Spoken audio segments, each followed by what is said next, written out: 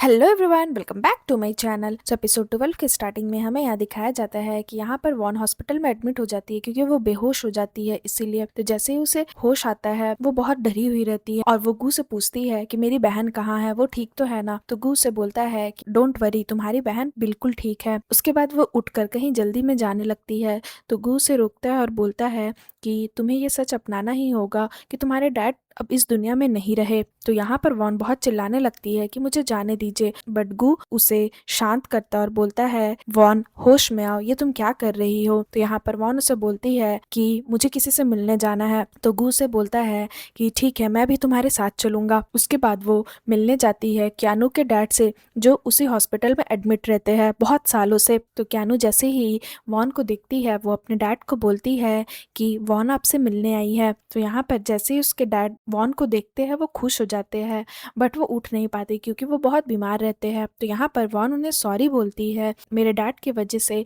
आप इतना सफ़र कर रहे हैं, ये सब मेरे डैड की वजह से हो रहा है। और फिर वो बोलती है इतने सालों से मैं आपसे मिलने इसलिए नहीं आई क्योंकि मेरे डैड की वजह से आप इतना सफ़र कर रहे हैं, तो मैं आपको क्या ही मुँह दिखाती, बट मैं आज आपसे कुछ कहने के लिए आई हूँ। मेरे डैड अब इस दुनिया में नहीं रहे। तो जैसे ही क्यानू के डैड ये सुनते हैं वो भी बहुत रोने लगते हैं क्योंकि आखिर क्यानू के डैड और वॉन के डैड दोनों एक दूसरे के बहुत अच्छे फ्रेंड थे। और यहाँ पर गू पीछे से ये सब चीज सुन रहा होता है। उसके बाद वॉन बोलती है कि मेरे डैड का जितना भी उधार है आपके ऊपर, आप चिंता मत करिए, मैं वो सब कुछ आपको चुका दूंगी। यहाँ पर गू बहुत नर्वस रहता है, बट वो क्यों रहता है ये सब आपको आगे आने वाले एपिसोड्स में पता चलेगा। तो वॉन ये चीज देख लेती है, यानी कि वो उसके चेहरे का एक्सप्रेशन पढ़ लेती है, बट गू अपना मुंह छुपाता है और फिर वहां से चला जाता है। उसके बाद हमें नेक्स्ट सीन में दिखाया जाता है कि यहाँ पर वॉन गू के पास आकर के बोलती है कि मिस्टर गू मुझे 1 मिलियन उधार चाहिए। तो यहाँ पर गू से बोलता है कि वॉन मैं तुम्हें दे तो दूंगा पैसा, बट मेरा इंटरेस्ट रेट बहुत ज्यादा हाई है। तो वॉन उसे बोलती है वैसे भी मैं आपका कर्जा इस जिंदगी में तो नहीं चुका पाऊंगी,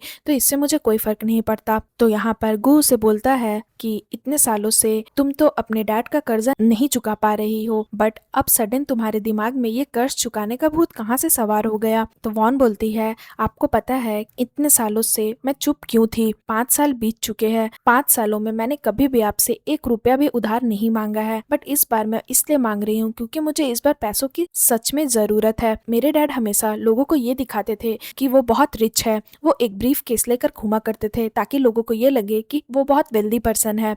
और जब मैं बचपन में ये सब कुछ देखती थी तो मुझे बहुत शर्मिंदगी महसूस होती थी कि डैडा ऐसा क्यों कर रहे हैं। फिर उन्होंने आपसे पैसे उधार लिए जिसकी वजह से मेरी मॉम की डेथ हो गई, उनकी वजह से आज मेरी जिंदगी भी खराब हो चुकी है। उन्होंने क्यानू के डैड से भी उधार लिए जिसके वजह से क्यानू के डैड भी आज हॉस्पिटल में सफर कर रहे हैं। उसकी वजह से मैं उनसे बहुत ज्यादा गुस्सा हूँ, इसलिए मैं आपसे बेग कर रही हूँ क्यानू के डैड का कर्ज चुकाने दीजिए, मुझे 1 मिलियन वॉन दे दीजिए। तो यहाँ पर गू क्या करता है अपने बैंक में कॉल करके बोल देता है कि वॉन के अकाउंट में 1 मिलियन ट्रांसफर कर देने के लिए। उसके बाद जब गू जाने लगता है तो यहाँ पर वॉन उसे बोलती है मिस्टर गू क्या मैं ये जान सकती हूँ कि आपने मेरे डैड के साथ बिजनेस क्यों की, क्योंकि आप तो एक शार्प माइंडेड पर्सन है, आप बहुत ज्यादा चालाक हो, तो आपने मेरे डैड जैसे पर्सन को अपना पार्टनरशिप बनाने के लिए क्यों चुना। तो यहाँ पर गू से बोलता है क्योंकि उनका दिमाग घुमाना ईजी था, और ये बोल के वो चला जाता है। उसके बाद यहाँ पर वॉन मन में ही बोलती है कि मिस्टर गू जब आपने सुना था कि मेरे डैड इस दुनिया में नहीं रहे तो आप बहुत ज्यादा नर्वस हो गए थे, आखिर ऐसा क्या हुआ था मुझे जानना है, कहीं मेरे डैड के डेथ की रीजन आप तो नहीं। उसके बाद हमें नेक्स्ट सीन में दिखाया जाता है कि यहाँ पर गू बहुत ज्यादा नर्वस डरा हुआ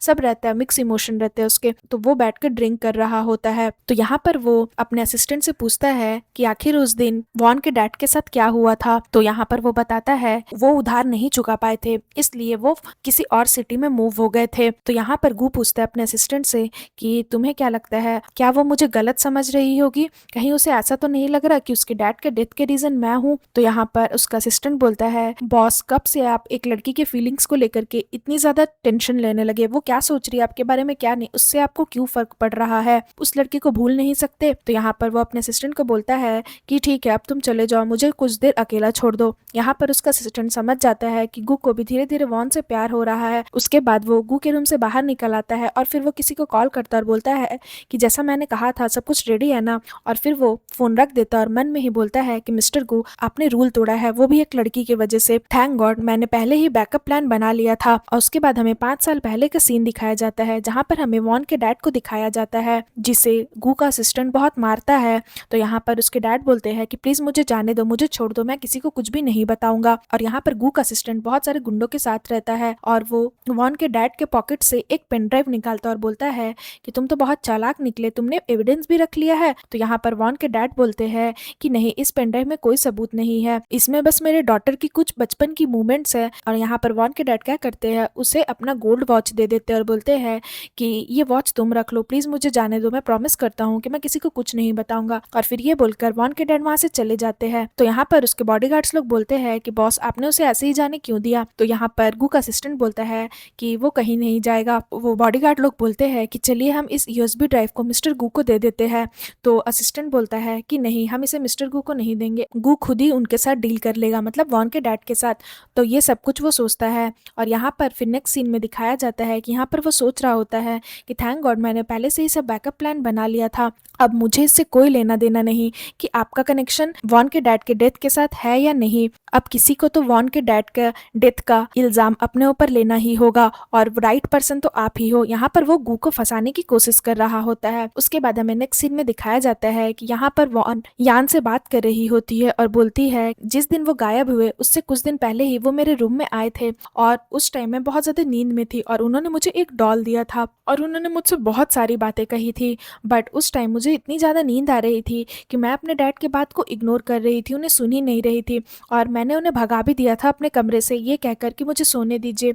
बट मुझे नहीं पता था कि उसी टाइम मैं अपने डैड से आखिरी बार मिल रही हूँ। काश उस टाइम मैं उनकी बात सुन ली रहती और एक बार उन्हें जी भर कर देख ली होती। अब तो मेरे पास बस मेमोरीज ही रह गए हैं उनके। यान उसे बोलता है आप इतना सैड मत होइए, अब से मैं आपको एक सेकंड के लिए भी अकेला नहीं छोड़ूंगा, मैं हमेशा आपके साथ रहूंगा और आपको कुछ भी नहीं होने दूंगा। उसके बाद तभी एक पैकेट रहता है वॉन के पास जो वो खोले नहीं रहती और बोलती है कि डैड ने वैसे मेरे लिए तो कुछ छोड़ा नहीं, बट ये पैकेट वो मुझे देख कर गए थे।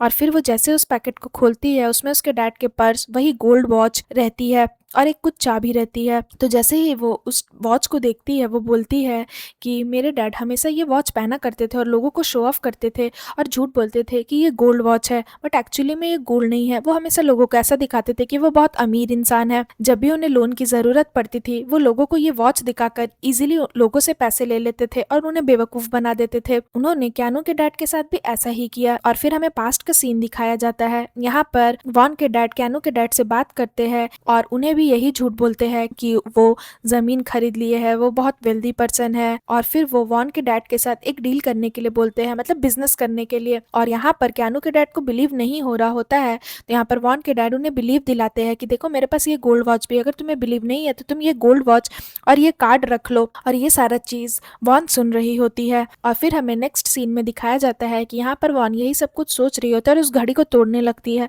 तो यान उन्हें बोलता है कि आप ये क्या कर रही हो, आपके डैड की बस ये आखिरी निशानी है, आप इसे क्यों तोड़ रही हो। बट जैसे ही वॉन उसे तोड़ती है उसके अंदर एक पेपर निकलता है और उस पेपर में लिखा होता है टेडी बियर। तो यहाँ पर वॉन सोचती है टेडी बियर और फिर उसे लगता है कि टेडी बियर में जरूर कुछ है। तो वो जाकर के अपने टेडी बियर्स को देखने लगती है और फिर जैसे ही उस रात उसके पापा जो टेडी बियर उसे दे कर गए थे वो वही टेडी बियर के अंदर देखती है कि एक पेन ड्राइव है। और यान भी ये चीज देखता है और दोनों बहुत शॉक्ड हो जाते हैं। उन्हें लगता है कि जरूर इस पेन ड्राइव में कुछ ना कुछ तो होगा, कुछ तो सबूत होंगे। और फिर सीन यहाँ पर खत्म हो जाता है। सो फ्रेंड्स, अगर आपको मेरी ये एपिसोड अच्छी लगी हो तो प्लीज मेरे वीडियो को लाइक करेगा, मेरे चैनल को सब्सक्राइब करेगा। मैं जल्दी इसका न्यू एपिसोड लेकर के आऊंगी तो उसके लिए वेट करेगा। सो फ्रेंड्स, आज के लिए बाय बाय, मिलते हैं फिर से एक न्यू वीडियो के साथ।